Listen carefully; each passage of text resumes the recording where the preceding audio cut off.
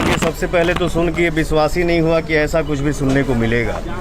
मैं इस परिवार के साथ अभी खड़ा हूं और सरकार से मांग करूंगा कि इस मामले का जांच। पिछले कुछ दिनों से सोशल मीडिया पे पवन सिंह और आकांक्षा दुबे का तरह तरह के वीडियो वायरल हो रहे हैं, जिसमें बताया जा रहा है कि पवन सिंह ने आकांक्षा दुबे के लिए इंसाफ की मांग की। बहुत सारा वीडियो काफ़ी तेज़ी से वायरल हुआ है, लेकिन आज की इस वीडियो में देखते हैं पवन सिंह ने क्या कुछ कहा है आकांक्षा दुबे को लेकर, क्योंकि कल भी एक इंटरव्यू हुआ पवन सिंह का जिसमें थंबनेल में लिखा जा रहा है कि पवन सिंह ने इंसाफ की मांग की है और व्यूज़ पूरा दबा कर जा रहा है।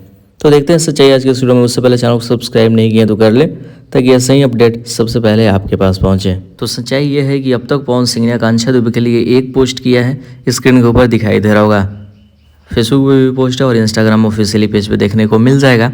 बाकी पवन सिंह ने एक बार आकांक्षा दुबे के माँ के पास भी कॉल किया। आज सुबह में पवन जी किए थे।